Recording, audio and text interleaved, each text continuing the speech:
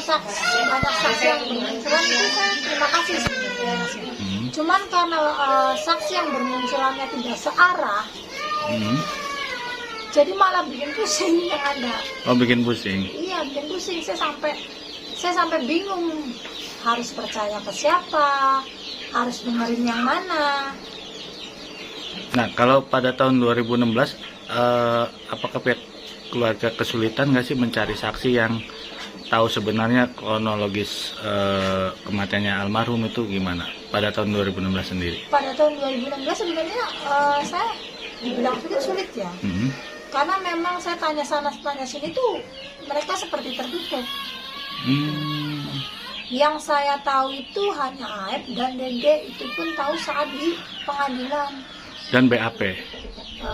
Ya mungkin. Enggak, saya tahunya di pengadilan. Dibacakan saksi, ada saksi namanya Aep dan Dede, tapi memang dia tidak dihadirkan saat itu. Nah, kalau ini kan kemarin sempat ada kemunculan saksi kayak Liga Akbar sama Suroto dan sama yang lain itu. Nah, itu gimana tuh? Apakah pihak keluarga kenal atau enggak yang muncul ini? Saya sebenarnya nggak ada yang kenal sih. Nggak ada yang kenal, Mas. Karena apa ya? Saya kenalnya sama teman-teman yang di rumah, sama teman-teman yang di wilayah sini. Jadi terkait kayak Liga itu dia kan bilang temennya Eki ya. Mungkin dari temennya Eki, karena Eki sering bawa adik saya pun kenal. Tapi keluarga nggak ada yang kenal. Nah, untuk langkah ke depan Teh, ini kan makin rumit nih, banyak yang bermunculan, terus banyak yang tahu, entah itu gimana dari tanggapan sendiri itu, dari pihak keluarga? Tanggapannya apa ya? Masih pusing, Mas. Masih pusing, nggak bisa apa ya? Keluarga malah belum bisa ngomong sebenarnya. Karena kita juga sedang mencari nih, yang benar yang mana nih, pengakuan siapa yang bisa saya pegang gitu kan. Karena kan dari mereka semua nih kayak nggak searah gitu tuh pengakuannya. Dia bilang begini, dia bilang begini gitu kan. Jadi kayak nggak searah aja, Mas, pengakuannya, makanya pusing saya. Nah, sempat janggal nggak sih pada tahun 2016 pas kematiannya almarhum? Kalau janggal pasti janggal ya. Karena kan ya itu yang saya bilang dari awal. Semenjak saya ambil HP sama lihat motor, dari situ juga udah janggal, Mas. Saya orang awam loh. Saya nggak ngerti masalah begituan ya. Saya orang awam. Cuman saya pakai logika aja. Darah begitu banyak, katakanlah hebat ya. Kenapa motor sama HP itu nggak kenapa-kenapa? Utuh. Dan kenapa langsung pagi-pagi disimpulkan di media koran itu kecelakaan tunggal? Pada tahun 2016 itu? 2016, di hari Minggunya pagi itu langsung ada beredar di koran. Itu kecelakaan tunggal.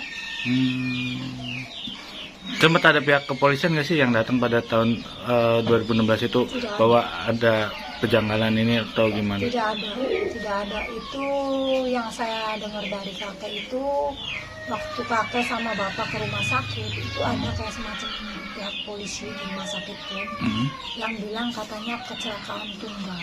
Bilangnya kecelakaan tunggal. Oke lah, kalau sementara dia bilang kecelakaan tunggal karena malam ya.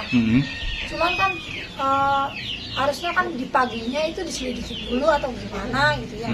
Itu mah langsung di paginya itu di media langsung bilang kecelakaan tunggal di media koran tuh, Mas. Gitu.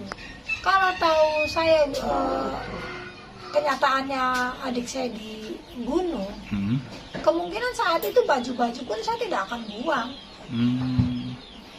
Karena saya karena baju-baju itu saya buang karena saya tahunya itu kecelakaan.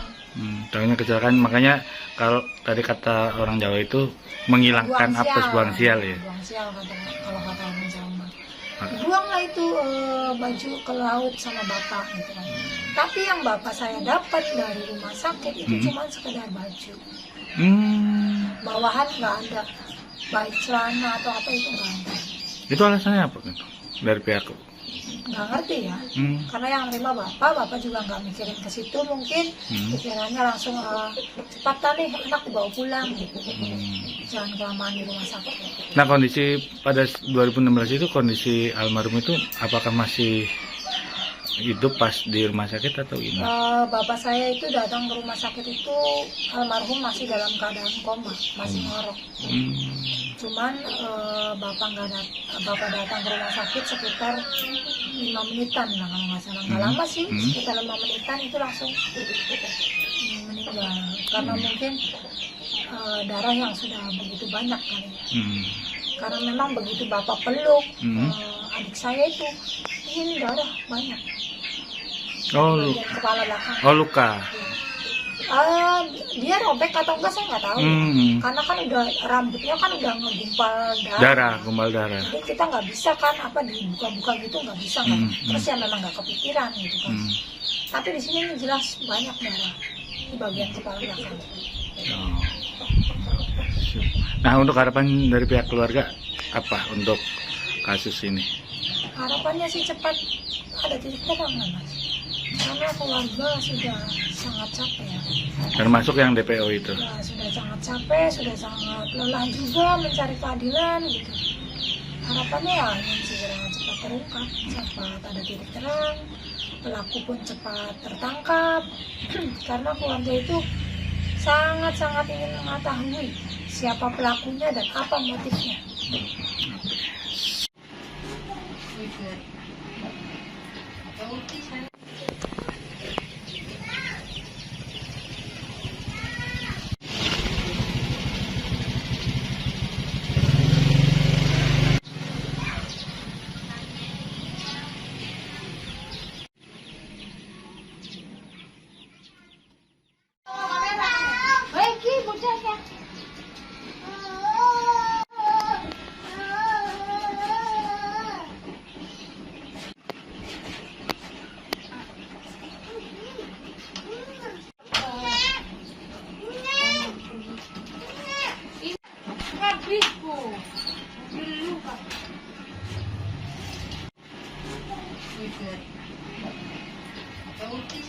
Utuh tuh.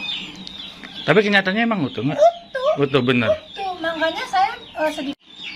Katanya Pak Rudiana dimintain Kapolres kalau nggak salah itu beritanya ya. Harusnya bukan hanya dari mereka. Dimintain keterangan itu dari harusnya ya kalau kata saya ya. Kalau Kapolsek Talun kan harus diperiksa saat itu. Awal 2016 kan kemarin dipanggil di Polda. Kata Polda bajunya adik saya dijadikan barang bukti.